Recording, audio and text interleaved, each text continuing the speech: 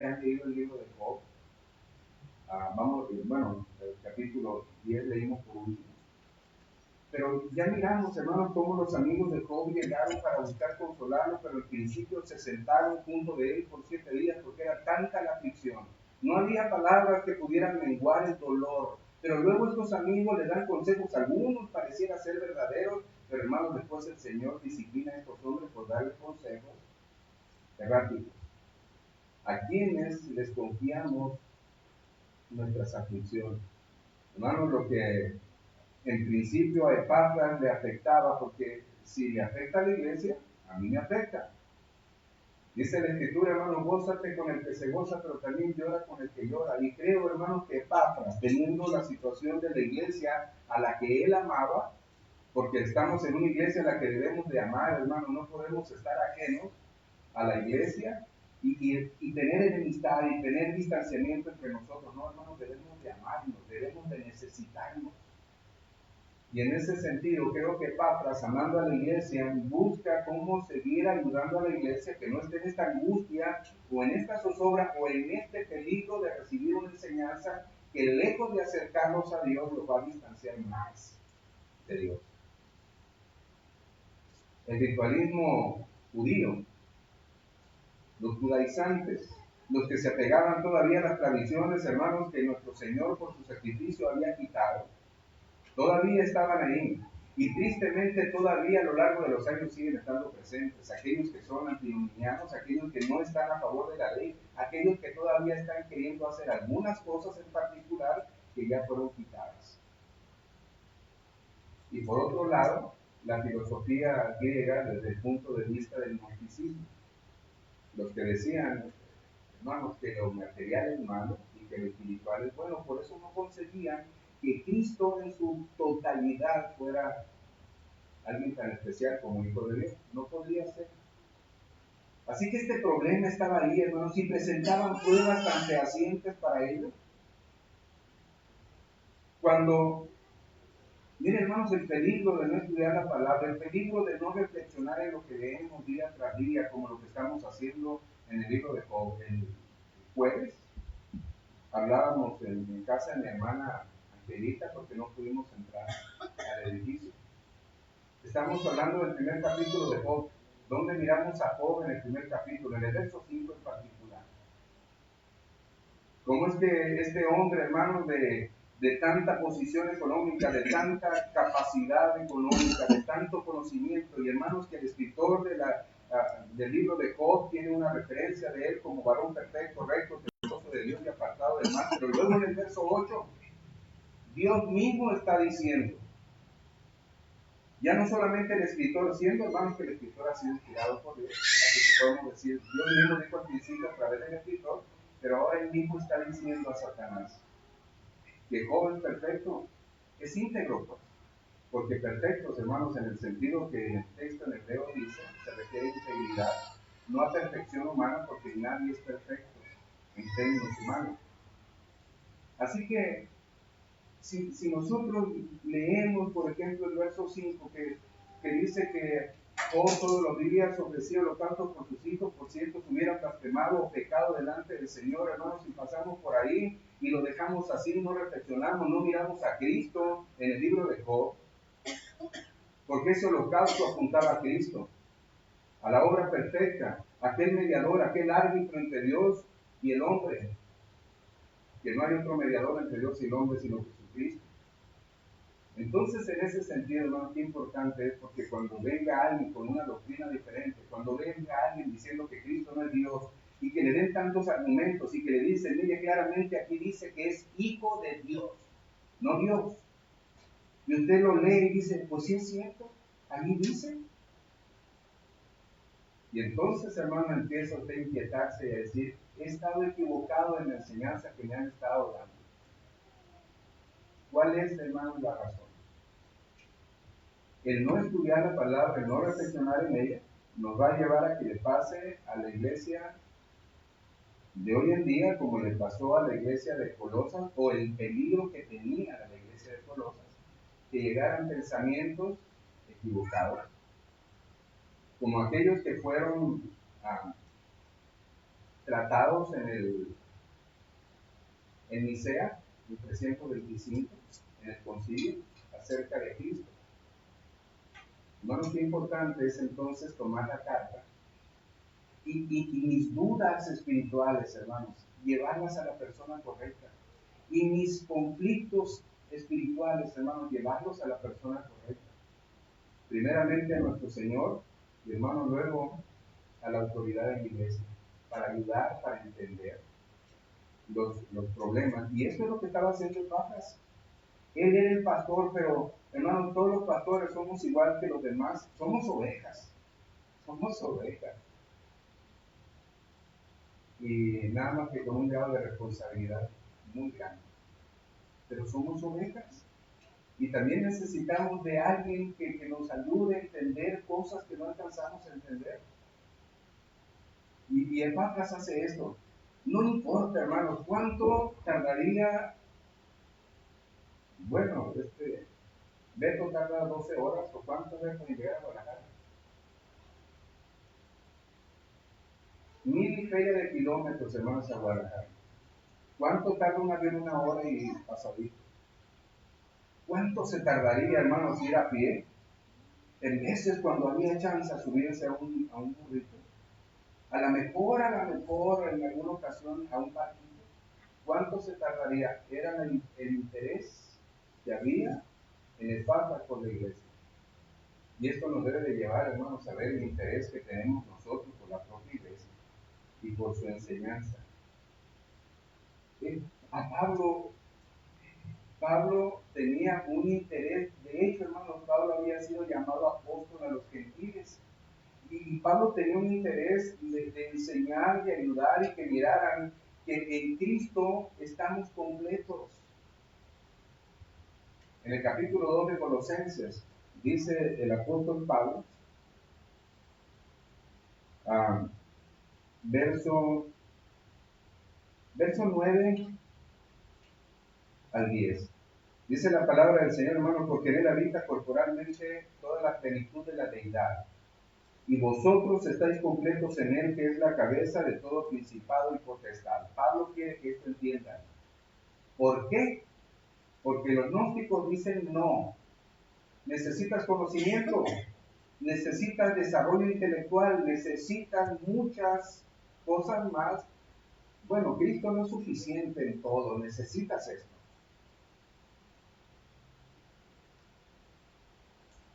Alguien dijo por ahí que la Biblia no es suficiente, que se necesita el libro del Mormón para que esté completo. Y Apocalipsis dice, hermano, Juan dice, hay aquel que le añade o le quite a esta palabra.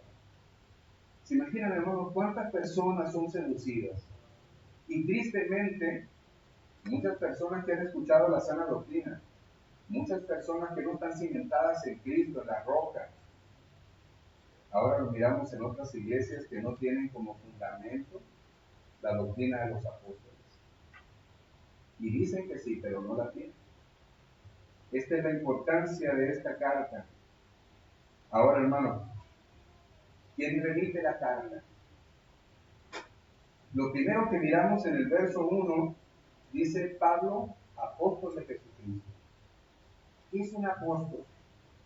Porque hoy día muchas personas se autonombran apóstoles, como si en vez de llamarse hermano o pastor, se adjudican la palabra apóstol. ¿Quién es un apóstol? Hermano, la palabra apóstol viene del griego apóstolos, que significa enviado. Un apóstol es un discípulo escogido, es un discípulo, hermanos, enviado, autorizado, equipado por nuestro Señor Jesucristo con un propósito de llevar la fe del Señor Jesucristo y, hermanos, predicar la sana doctrina. Un apóstol. No es entonces, hermanos, cualquier apóstol, porque lo que esos apóstoles harían al predicar la palabra del Señor, al predicar la vida, obra y muerte del Señor Jesucristo y su resurrección, era poner los fundamentos de la iglesia. La obra del apóstol, y hoy en día, hermanos apóstoles, no pueden poner el fundamento sobre un fundamento que ya está puesto. No hay apóstoles hoy en día. Pero La palabra que aparece aquí, apóstol, implica, hermanos, por lo menos dos requisitos. Y estos dos requisitos van en función de que podamos determinar y discernir de aquellos que se llaman apóstoles y poder ver, hermanos, que ese autonombramiento es un error. Uno de los requisitos, el primer requisito, Hechos capítulo 1, verso 21 al verso 23, cuando se mide el asunto de reemplazar a Judas, a quien entregó al Señor por 30 piezas de plata, porque Judas fue llamado apóstol, y fue reemplazado por Matías. Hechos capítulo 1, verso 21 al 23, dice la palabra: es necesario pues que de estos hombres que han estado junto con nosotros todo el tiempo, que el Señor Jesús entraba y salía. No es entonces, hermanos, comenzando desde el bautismo de Juan hasta el día en que de nosotros fue recibido a palabra, es necesario, uno se ha hecho testigo con nosotros de su resurrección, y señalaron a dos: a José llamado Barsabás, que tenía por sobrenombre Justo, y a Matías. Hermanos, el hecho de que nombraran a Matías, ¿cuál era la condición? Que hubieran estado todo el tiempo en el que el Señor Jesús entraba y salía de entre ellos, que hubieran estado desde el mismo momento en que Jesús fue bautizado por Juan, y que lo hubieran visto, hermanos, como testigos fieles de su muerte, pero también de su resurrección. Este era un requisito necesario y no, hermanos, evadible, no podía ser evadible. No se le podía sacar la vuelta, nadie podía ser llamado a ser apóstol si no había sido testigo del Señor Jesucristo en su padecimiento, en su muerte y aún, hermanos, en su resurrección. De hecho, en la carta a los Corintios, 1 Corintios 9, cuando Pablo defiende su apostolado, porque dicho sea de paso, había quienes solamente creían que los 12 apóstoles, llamados en Mateo capítulo 10, eran los únicos. Hermano, Pablo defiende su apostolado en el capítulo 9 de 1 Corintios, versos 1 y 2, y vean lo que dice. Dice el apóstol Pablo, hermano: no soy apóstol, no soy libre, no he visto a Jesús, el Señor nuestro. ¿No sois vosotros mi obra en el Señor? Si para otros no soy apóstol, para vosotros ciertamente lo soy, porque el sello de mi apostolado sois vosotros en el Señor. Hermanos, algo que estaba diciendo el apóstol Pablo, que cuando Cristo resucitó, primero se le apareció a Cefas. Al primero que se le apareció fue a Cefas. Y luego que seguimos viendo, hermanos, se le apareció a otros más, los 12, se le apareció a Jacobo, se le apareció a 500, y a lo último, dice Pablo, como a un abortivo se me apareció a mí, a lo último. En la lista de los apóstoles, a lo último se me apareció a mí como un abortivo, porque no merezco ser llamado apóstol. Entonces Pablo dice, hermanos, cuando por ejemplo en el mismo libro de Hechos, en el capítulo 9, habla de su conversión. Pablo dice, hermanos, que cuando iba de camino a Damasco, es echado a tierra y escucha una voz que le dice: Saulo, Saulo, ¿por qué me persigues? Dura cosa te es dar voces contra el aguijón. Y Saulo contesta: ¿quién eres, Señor? Yo soy Jesús, a quien tú persigues. Entonces, hermanos, ¿Pablo podía ser llamado apóstol? Pablo, volvemos otra vez, hermano, a la carta de los Corintios. Pablo dice: cuando Cristo había resucitado, se le apareció primero a Cefas, luego a los 12, se le apareció también a Jacobo, se le apareció a 500. Pero, hermano, no quiere decir que los 500 a los que se le apareció después de resucitado, todos ellos tenían que ser apóstoles, porque había otros elementos que también se implicaban en el apostolado. Pero dice Pablo: y a lo último se me apareció a mí. Hermano, ¿qué otro elemento había necesario para el apostolado? La señal de un apóstol. Esto era otro distintivo. ¿Qué era la señal de un apóstol? Hermanos, la autoridad dada por el Señor para autentificar el mensaje que daba. La señal era esta. Mateo capítulo 10, verso 1. Mateo 10, 1. Dice la palabra de nuestro Señor: Entonces, llamando a sus 12 discípulos, les dio autoridad a los que los manda a que vayan a las ovejas perdidas de Israel. A los que les dice, los envío como ovejas en medio de lobos rapaces. A estos hermanos, dice, les dio autoridad sobre los espíritus inmundos para que los echaran fuera y para sanar toda enfermedad y toda dolencia. Señales de autoridad dadas por el Señor para autentificar el mensaje que daban. Segundo a los Corintios capítulo 12, verso 2. Segundo a los Corintios 12, perdón. Dice la Escritura, con todas las señales de apóstol han sido hechas entre vosotros en toda paciencia, por señales, prodigios y milagros. Bueno, cuando leemos el libro de los Hechos de los Apóstoles, nos damos cuenta que una evidencia del apostolado implicaba los milagros, las sanidades, la expulsión de demonios y aún el hecho de devolver la vida a alguien. Señales. De manera, hermanos, que hoy en día no podemos de ninguna manera evaluar a alguna persona bajo estos requisitos, porque hoy en día, hermanos, nadie ha visto al Señor resucitado. Nadie, hermanos, le fue recibida la autoridad directa de parte de Dios. Dijo el apóstol Pablo por ahí en 1 Corintios 11, que él enseñaba lo que a sí mismo había recibido. Lo que yo recibí del Señor, eso es lo mismo que enseñaba. 1 Corintios 11, me parece verso 23, antes del hecho de celebrar la cena del Señor.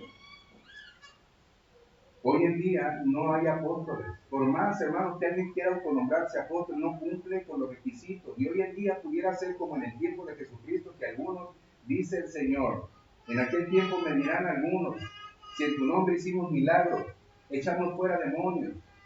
De alguna manera estarían diciendo, tenemos las señales del apóstol. Y el Señor les dirá, apártense de mí, hacedores de maldad, que no los conozco. Entonces es hipocresía, es charlatanería, es mentira. O hermanos, también pensemos que dice la Escritura que Satanás también se convierte en antes de Dios. Cuánta confusión, cuánto como padre de mentira engañará a las naciones, a las personas, a todo aquel que es débil, a todo aquel que no tiene una pasión por Dios a través de escudriñar las Escrituras. Y por escudriñar las Escrituras, la pasión y el deseo de congregarse para ser edificado, para ser corregido, para que caminen en el lado y en el modo y la línea correcta. Así que hoy en día, hermanos, no se puede pensar esto. Aparte que podemos decir que, como mencioné, la función principal del apóstol era poner los fundamentos de la iglesia. Esa era la función principal de un apóstol, los fundamentos de la iglesia. Y esto era a través de lo que el Señor se recuerda, hermano, Mateo capítulo 16, verso del 13 al 19, cuando el Señor habla con los discípulos y les dice, ¿quiénes dicen los hombres que es el Hijo del Hombre? Y después de la respuesta le dice a los discípulos, ¿quiénes dicen ustedes que es el Hijo del Hombre? Pedro, como siempre, se adelanta y responde a nombre de todos. Tú eres el Cristo, el Hijo de Dios viviente. Hermano, revelación de parte de Dios a la carne de un hombre imperfecto. Eres bienaventurado, pero porque no te lo reveló carne ni sangre. Es más, no te lo dijo ni Juan, que estaba junto tuyo. No te lo dijo Jacobo, que estaba junto tuyo. No te lo dijo nadie, te lo dijo mi Padre que está en los cielos. Hermano, esta es la declaración que fundamenta la iglesia. La enseñanza de la vida, de la obra, de la muerte, de la resurrección de Cristo está fundamentando a la iglesia. Hermano, no se puede, como dije hace un momento, poner un fundamento sobre un fundamento ya establecido. De manera que si hoy hubiera apóstoles, entonces podemos decir, aquí hay otro error. Primero, no vieron a Cristo resucitado. Segundo, no recibieron autorización divina, ni fueron enviados por el mismo Señor, ni fueron equipados por el mismo Señor para hacer señales, milagros, prodigios, expulsión de demonios y aún devolver la vida. Pero además, tampoco pueden poner el fundamento. No hay, hermanos, una edificación que después de ponerle los cimientos, llegue otro y diga, no, pues hay que ponerle otro cimiento arriba. Y luego venga otro, no, pues otro cimiento arriba y ahí va el cimiento. Y hermanos, tal cimentación no funciona. Aun cuando pudiera parecer que está bien, no funciona. Y hermanos, en la iglesia no hay más fundamento más que el que se estableció en principio en la persona de aquel que fue desechado, de aquel que vino a ser la piedra principal del ángulo, la referencia, el fundamento, el soporte de la misma iglesia. La predicación de Pedro, la enseñanza de Pedro, no Pedro. ¿Sí? Tú eres el Cristo, el Hijo del Dios viviente, no Pedro. Hermano de los apóstoles. ¿Cuántos apóstoles fundaron iglesia? No todos. Pero sin embargo, ellos tenían las señales dadas por nuestro Señor. Y ellos tenían la autoridad dada por nuestro Señor. Ellos llegaron delante del Señor asombrados y maravillados diciendo, Señor, mira, los demonios se nos sujetan. ¿Por qué resultó eso? Por la autoridad que el Señor les había dado, el Señor Jesucristo les había dado a cada uno de ellos para que autentificaran el mensaje que estaba predicando. No había otra razón. Qué maravilloso el oficio del apóstol. Qué maravilloso, hermano, cuando se toma en función de que su predicación era el cimiento de la iglesia.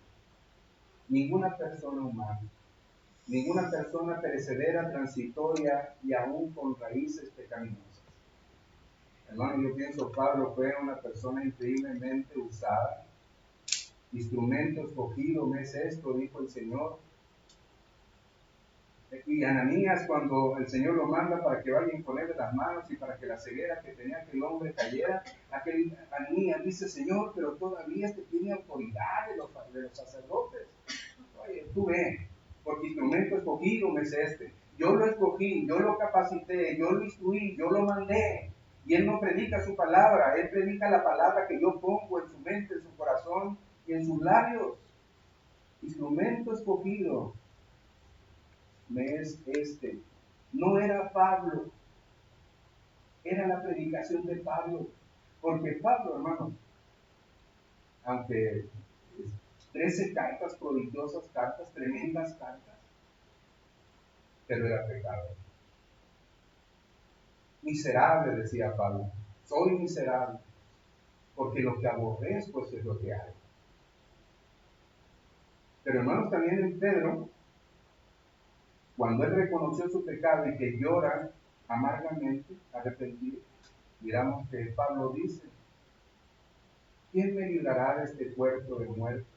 Mas gracias doy a Dios por Jesucristo. Hermanos, entonces imagínense que sobre Pedro fuera cimentada la iglesia aun cuando Pedro negó 3 veces al Señor. Sobre un hombre fuera cimentada la iglesia cuando la iglesia, hermanos, es eterna. Sobre una carne perecedera, transitoria, que necesita en el día final ser convertida a una nueva, a una transformación de glorificación. Porque la única cosa, hermano, que es fiel para que esté sustentada la iglesia es nuestro Señor Jesucristo. Su vida, su obra, su muerte y su resurrección. Así que cuando miramos, hermanos, que los apóstoles en el Antiguo Testamento, los apóstoles, perdón, iba a decir los profetas en el Antiguo Testamento, que después fueron los apóstoles en el Nuevo, pero al principio la comunicación era oral. Era oral. Después, hermanos, fue escrito. Y nosotros tenemos la parte escrita. Pero es al principio la parte oral, hermanos, cuando leemos Hechos capítulo 2, miramos a la iglesia perseverando en la doctrina de los apóstoles, y hermanos, los apóstoles estaban ahí. Presencialmente, hermanos, estaban edificando a la iglesia.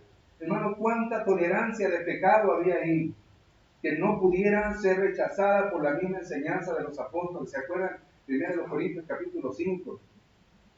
Había dicho el apóstol Pablo en el capítulo 2, verso 4 por ahí, decía, cuando fui a vosotros me propuse no saber otra cosa más que a Cristo y a este crucificado. Pero luego miramos en el capítulo 5, se le olvidó a Pablo que está diciendo que él había predicado a Cristo y a este solamente crucificado, pero en el capítulo 5 está tratando un problema de disciplina dentro de la iglesia y está hablando, hermanos, de que un hombre tiene a la mujer de su padre y convive íntimamente con ella, es su mujer. Y Pablo habla fuertemente de eso. Hermano, lo que Pablo o lo que la Escritura nos dice, que la predicación de Pablo, tema que fuera, estaba centrada en Cristo. Cristo aparecía para todo en el tema de la predicación de Pablo. Cualquier tema, la familia. Cristo aparece en la familia. ¿Se acuerdan en Efesios? Maridos amen a sus mujeres como Cristo amó a la iglesia. Cristo aparece en toda predicación de Pablo. Entonces imagínense en la iglesia de Jerusalén. Ellos perseveraban en la doctrina. Hermanos, porque la enseñanza doctrinal apuntaba siempre a Cristo, glorificaba a Cristo. Y nuestra manera de vivir, como dijo Pablo a los romanos, no se conformen a este siglo, hermanos amados, sino sean transformados por la renovación de vuestro entendimiento para que entiendan cuál es la buena voluntad de Dios, agradable y perfecta. Pero para esto primero entonces preséntense el sacrificio vivo, santo, agradable a Dios, que es nuestro culto racional. Si no se presentan así, nunca van a entender la buena voluntad de Dios agradable y perfecta. ¿Se imaginan la iglesia de Jerusalén? La iglesia perseveraba en la doctrina así. Gracias a Dios por corregirme. Gracias, Señor, por guiarme. No como yo quisiera ser guiado. Porque en vez de nuestro querer, hermanos, no a veces, siempre nuestro querer está equivocado. Queremos que nos enseñen cosas agradables al oído, que la hora que se pase el pastor Mario predicando sea una cosa anécdota, una cosa simpática, y una cosa de risa, y que se vaya la hora más rápido. Y Dios me va a llamar a cuentas por perder el tiempo, en vez de edificar al pueblo de Dios, no a mi pueblo. Yo pertenezco al pueblo de Dios.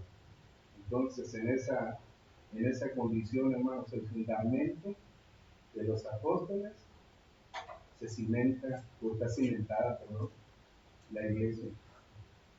Ahora, hermanos, otro asunto relacionado con el llamado del apóstol es que tenía una duración.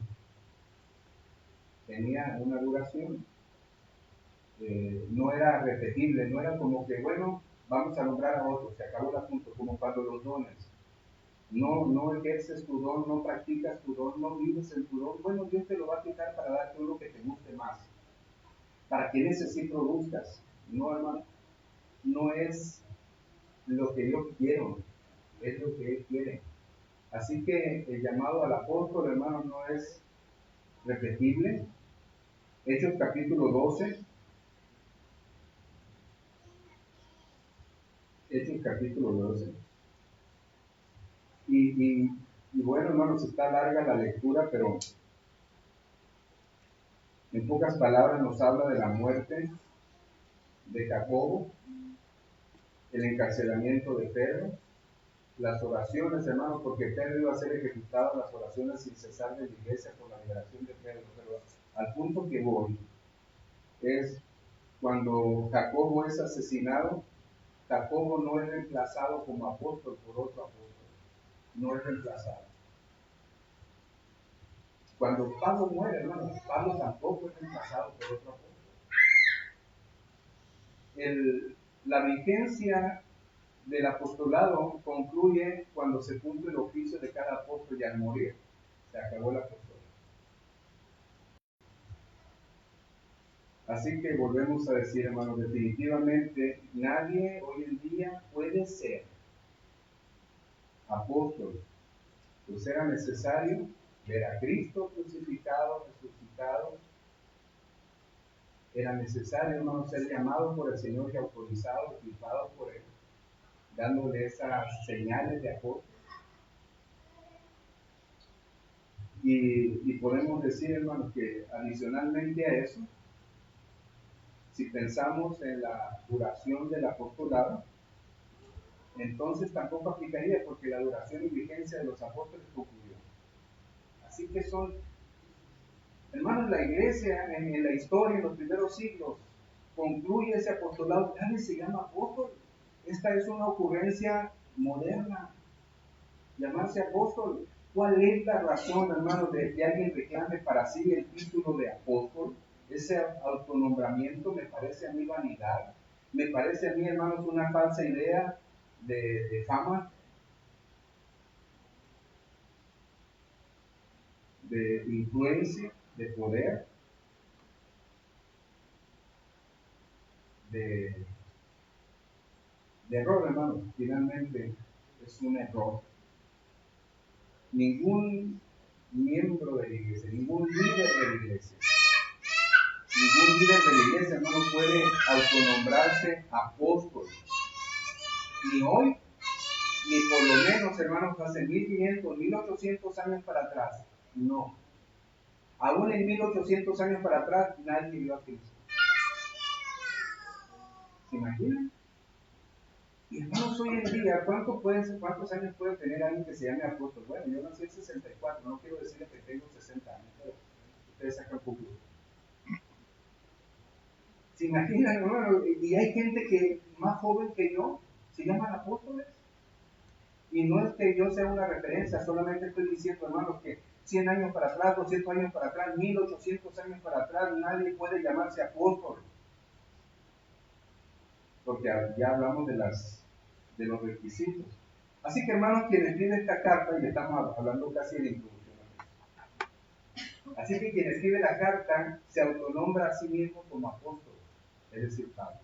Pablo es el remitente de esta maravillosa carta, un representante, un portavoz oficial del Señor, aquel que le dijo, tú vas a ser apóstol, es decir, enviado a los gentiles. Tú vas a ser la bocina por la cual yo le voy a hablar a los gentiles. Yo voy a hablar. Porque el mensaje de Pablo, hermanos, es lo que él recibió del Señor, es lo mismo que les he enseñado para los corintios.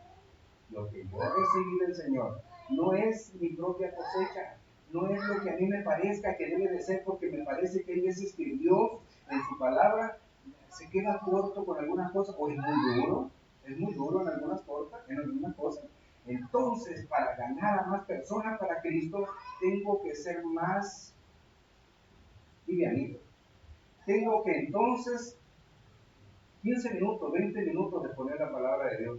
Y tengo que ser muy atractivo esos 15 minutos. ¿Se imaginan, hermano? Los pensamientos que pudiera haber, dice Pablo, porque yo recibí del Señor lo que también os he enseñado.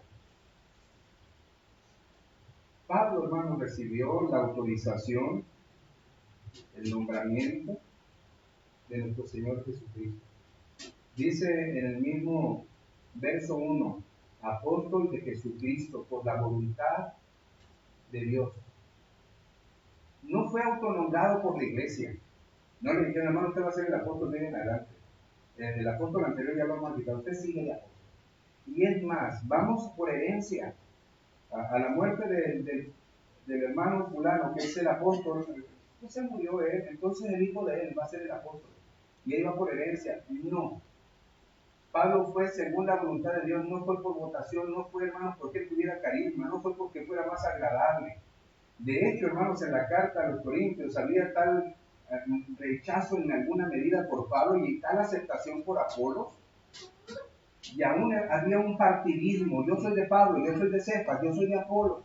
Otros decían, yo soy de Cristo, yo gané.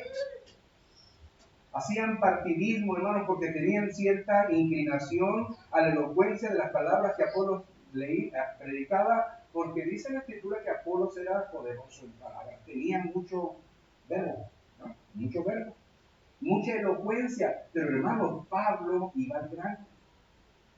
Pablo era más tranquilo.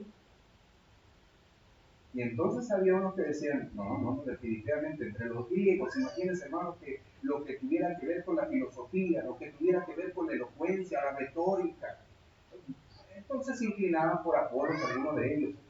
A él me gusta más, él tiene mucho léxico, tiene palabras increíbles, rebuscadas, que no las entiendo, pero él las tiene.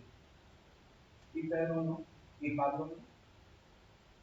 ¿Se imaginan entonces, hermanos? Dice Pablo, yo soy apóstol de Jesucristo, por la voluntad de Dios, no por otra voluntad, por la voluntad de Dios. A los Gálatas, Pablo dijo, hermanos, que él no era, Gálatas capítulo 1, verso 1, que él era apóstol no de hombres ni por hombres. Él fue llamado apóstol no por hombres ni de hombres, sino por Jesucristo y por Dios el Padre que lo resucitó de los muertos. Esa era la razón del llamamiento de Pablo. Hermanos, todavía en el verso 15 al verso 17 de ahí mismo de Gálatas capítulo 1, dice Pablo, pero cuando agradó a Dios, que me apartó del vientre de mi madre y me llamó por su gracia, revelar a su Hijo en mí para que yo le predicase entre los gentiles, no consulté enseguida con carne y sangre, ni subí a Jerusalén a los que eran apóstoles antes que yo, sino que fui a Arabia y volví de nuevo a Damasco. Fui a hacer mi trabajo, no fui a decirle a los 12 apóstoles que ya había, no fui a decirle, ¿qué les parece? Miren, también me nombraron a mí. No fui a tener aprobación de hombres, porque yo no fui nombrado por hombres ni para hombres. Bueno, hermanos, entonces que lo llamó con nuestro Señor Jesucristo por la voluntad de nuestro Dios. Y entonces, pues me llamaron a esto, hay que hacer esto. No voy a ir a buscar qué me dicen los demás. A lo mejor los demás me dicen, mira, pero ten cuidado porque te van a azotar. Y los enemigos van a ser los propios de tu casa, lo que el Señor le dijo en Mateo 10 a los discípulos. Y mira, si tú llegas y no te atienden, sacúdete los pies y vete. Y te van a llevar ante reyes y ante concilios. Y te van a matar. No, hermano, Pablo no fue a que le dijeran los demás apóstoles cómo te va a ir. Hay veces que tristemente, cuando alguien quiere obispado, dice Pablo, buena obra de ser. Pero hay quienes son pastores y se encargan de desanimar el llamado que Dios esté haciendo a alguien, porque le dicen, mira, te va a ir mal, no hay buen sueldo. Vas a tratar con diferentes condiciones y carácter de personas, de tal manera que tú vas a cargar sobre ti la presión de tantas personas, y muchos de los que somos pastores ahora tenemos problemas de presión arterial, hipertensión. Y hermanos, aunque esto es cierto, que muchos tenemos problemas de la presión arterial, pero hermano, es decir, pastor, tengo el deseo en mi corazón de servir al Señor, mira, te animo. Ven, vamos a ver qué hacemos juntos para animarte, ayudarte a entender la palabra de Dios. Hermanos, el hermano Irán, que estuvo aquí con nosotros, por gracia de Dios, entre nosotros, fue llamado por el Señor a una salvación tan maravillosa y tan grande. Yo le dije una vez, yo te veo detrás de un púlpito, hijo, porque todos son mis hijos, hasta que lo haga. Y entonces me dice él, no, pastor, yo. Y lo escucharon el domingo, pastor de la iglesia en Querétaro. ¿Me imagino? Pero no hubo desánimo, no hubo intención de quitarle lo que Dios estaba haciendo, aun cuando de momento él no entendía ni quería. Ni quería. Gracias a Dios, hermano, porque dice Pablo a los Gálatas que fue llamado desde el vientre de su madre para ser apóstol. Desde el vientre de su madre fue llamado, escogido. Y el Señor le dice otra vez, como mencioné al principio, hermanos, Ananías, instrumento escogido me es este. ¿Quién? Pablo. Autorización, propósito, envío, capacitación. Este es el apóstol que escribe la carta a los colosenses. Vean la magnitud, hermanos, de la persona que escribe una carta.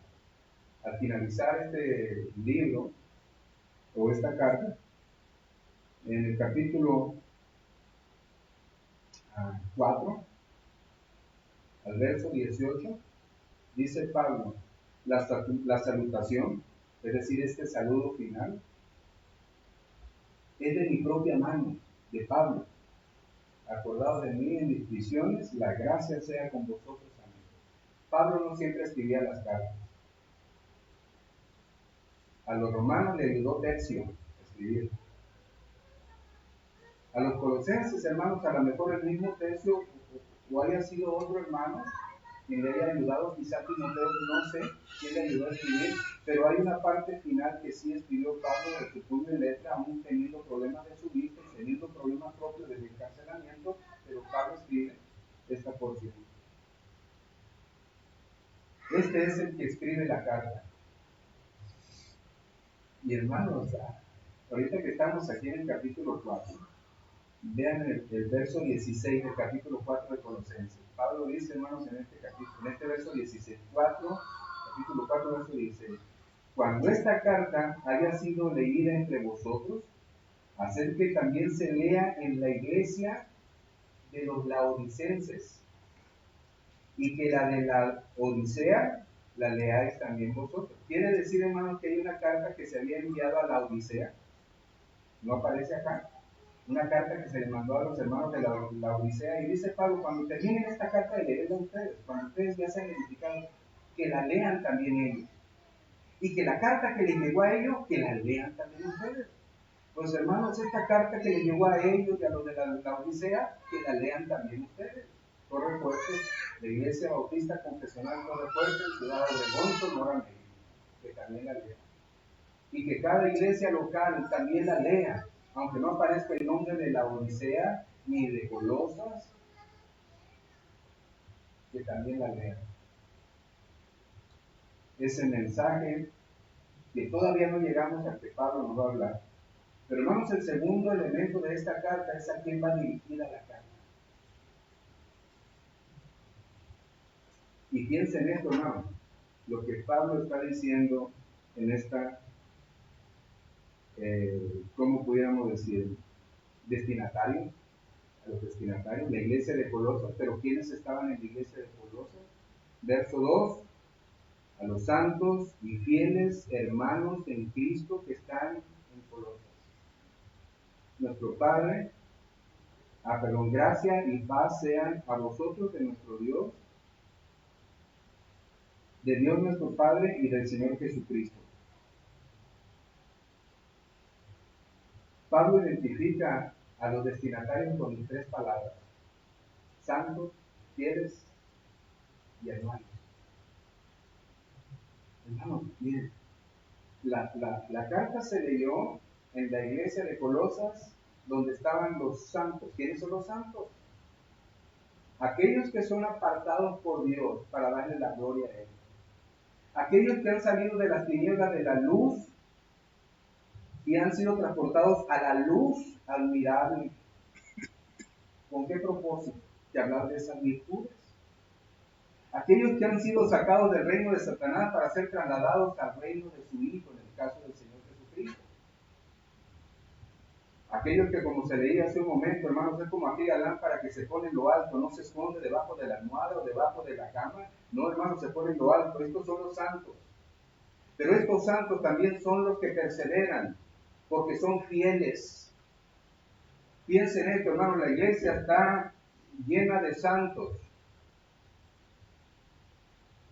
Y dijéramos en ese sentido, Pablo envía esta carta a la iglesia Torre Fuerte, que está llena de santos.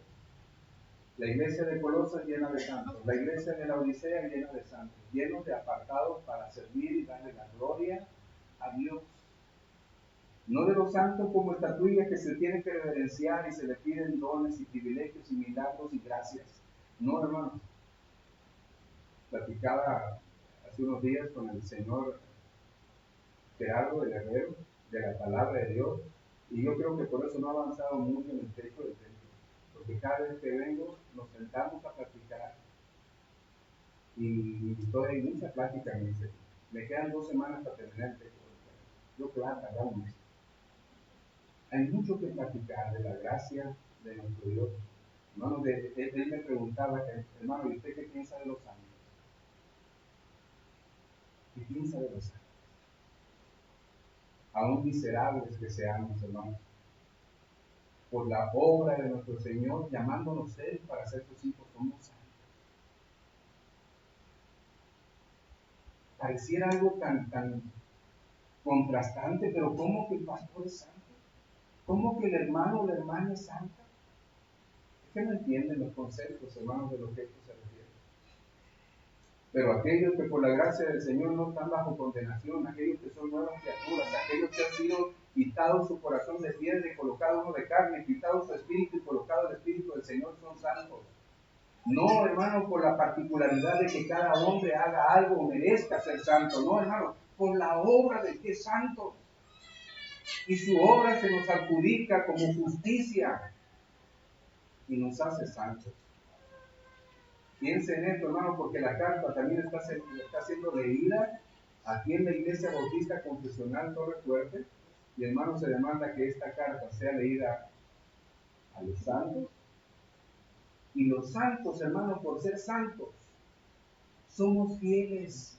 Por ser santos somos fieles. Por haber sido renovados en nuestra manera de pensar. Por haber sido trasladados de las tinieblas a la luz. Hermano, por ser apartados para la gloria de Dios, debemos de ser fieles a glorificar a Dios en todo momento de nuestra vida.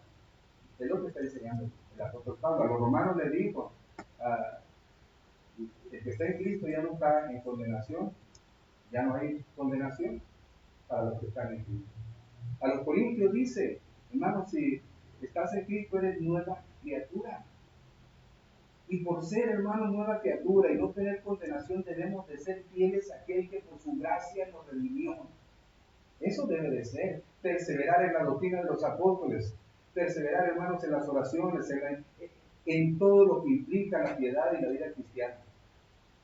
Eso debe de ser por naturaleza lo que implica la fidelidad, porque los que son santos y fieles son hermanos. Porque, hermano, pudiera ser que alguien diga, yo soy santo. Pudiera ser, hermano, si pudiera ser extremosamente que alguien por costumbre fuera fiel. Y con decir fiel me refiero religiosamente los domingos, los martes, los jueves, aparentando piedad. Pudiera ser. Yo creo que esto fue lo que el Señor dijo en Mateo 7 cuando dice, no todo el que me diga Señor entrará en el reino de los cielos, sino el que haga la voluntad de mi Padre. Yo creo que ahí entraría, no todos los que me dicen que expulsan demonios, que hacen milagros, van a ser llamados por mí para decirles entren al gozo del Señor. No, yo le voy a decir.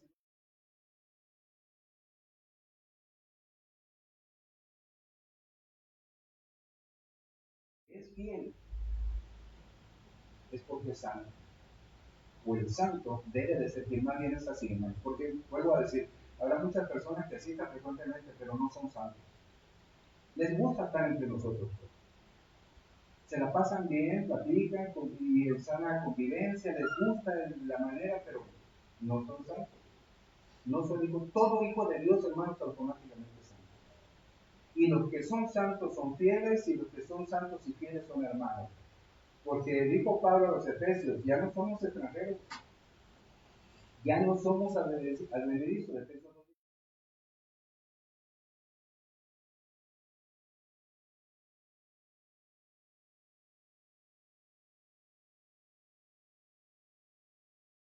Familia nos hace hermanos entre unos y entre otros.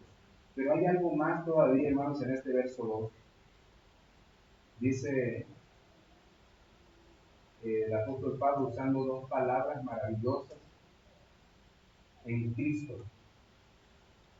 Pablo usa dos palabras, hermanos, a los santos y fieles hermanos en Cristo.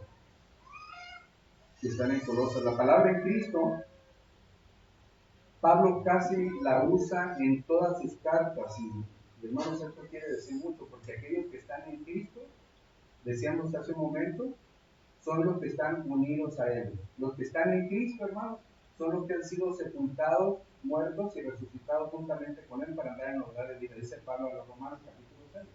Aquellos que están en Cristo no tienen condenación.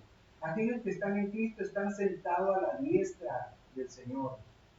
Los que están en Cristo. Mateo 25:40, hermanos, vean la maravillosa condición de los que están en Cristo, según lo vemos en Mateo 25:40. Dice el Señor: si alguna cosa hiciste en beneficio de alguno de estos mis pequeñitos, a mí lo hiciste. Hermanos, vean la condición de los hijos.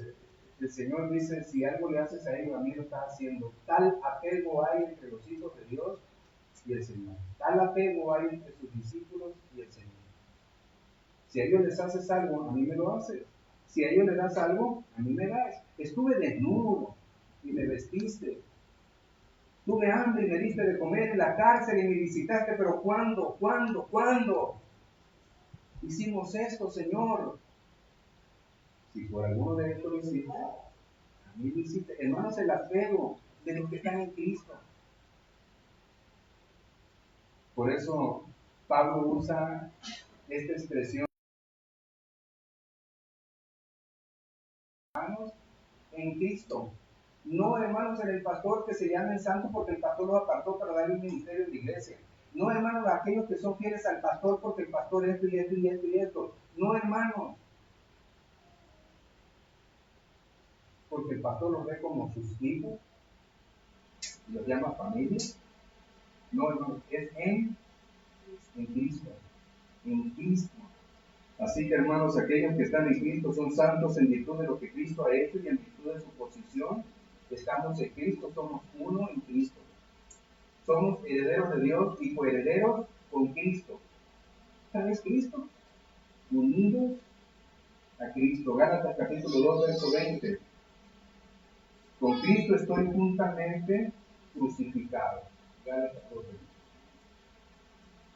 20. Efesios capítulo 2, verso 6. Todos los creyentes estamos sentados con Cristo en los lugares celestiales. Vean el privilegio de estar en Cristo, no en el pastor, no en la iglesia, no en la denominación. Estar en Cristo.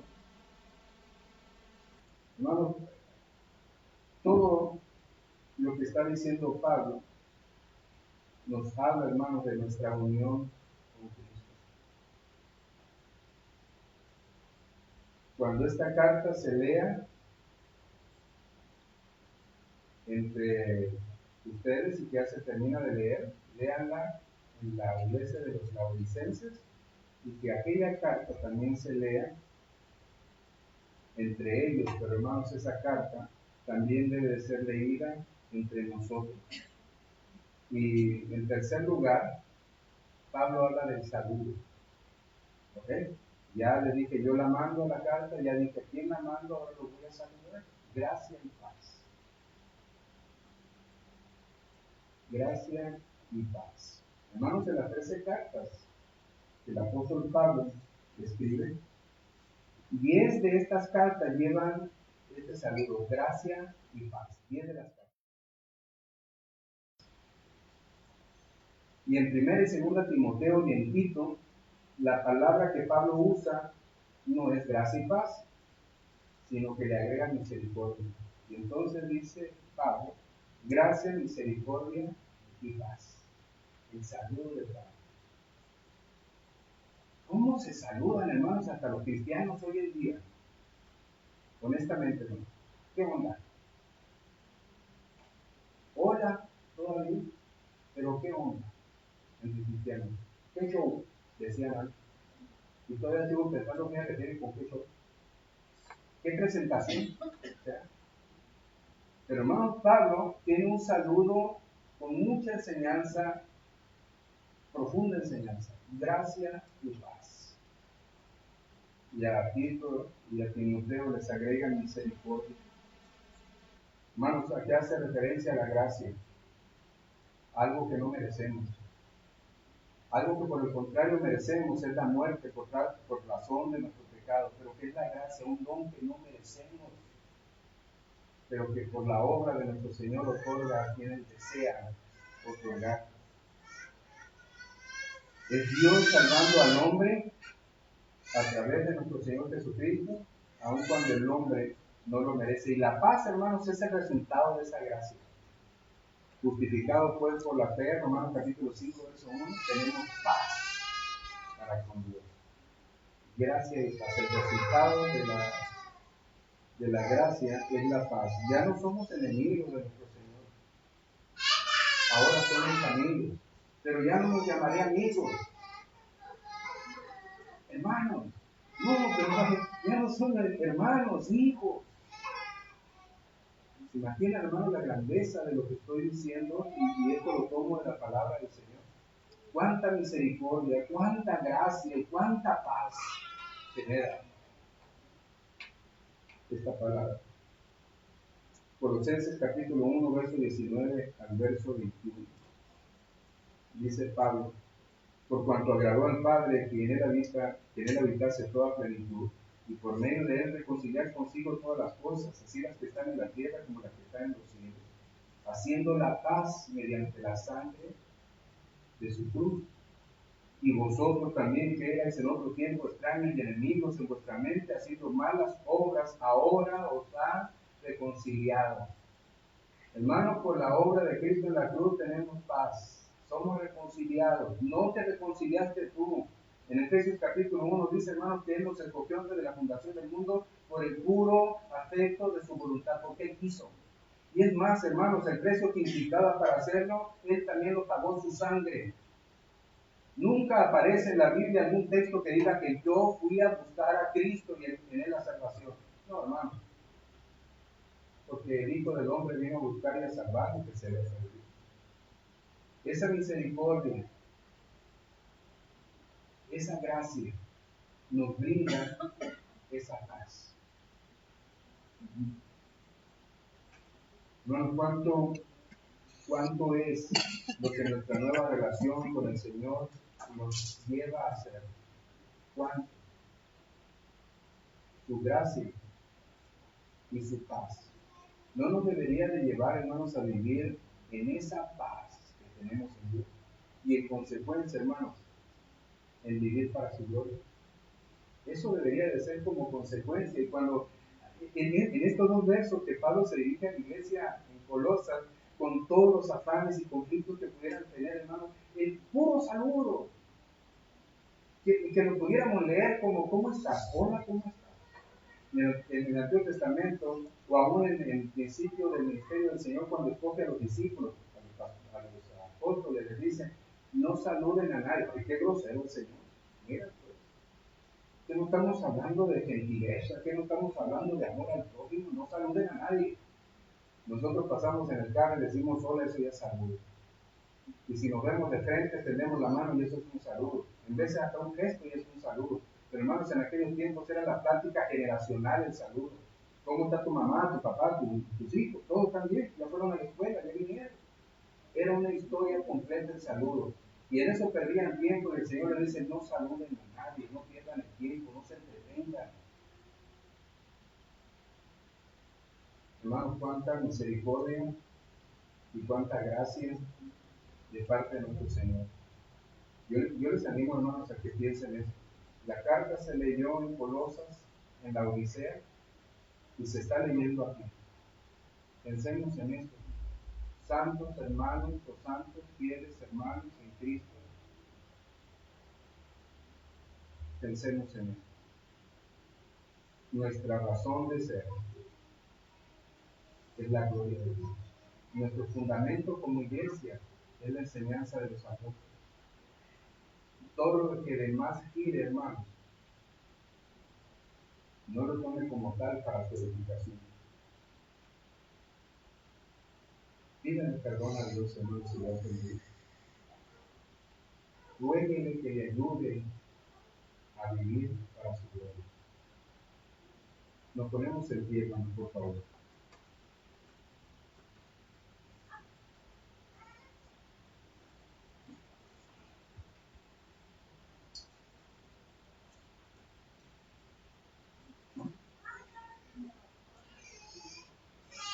Oramos a nuestro Señor. Padre eterno, gracias te damos, Señor, por tu misericordia, por tu gracia. Y también, Señor, por el resultado de esta tu gracia y misericordia, por la paz.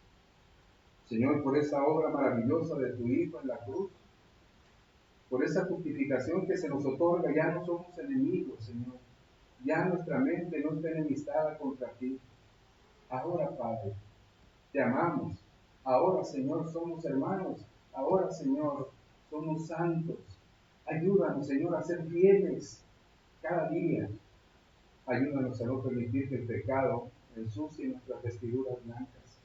Ayúdanos, Señor, que nuestros pies no se ensucien con la práctica diaria de transitar por un mundo caído. Ayúdanos, Señor, que siempre estemos limpiando el calzado de nuestros pies. Te suplico, mi Padre, perdona nuestros muchos pecados. Ayuda a esta tu iglesia. Bendice a mis hermanos que no están presentes según tu santísima voluntad y propósito. Sé con ellos, Señor. Cuida de ellos, te lo suplico. Y todo esto en el nombre de tu Santo Hijo, nuestro Señor Jesucristo, en quien oramos y en quien amamos. Amén. Amén. Hermanos, mi amor en Cristo Jesús esté con todos vosotros. Amén.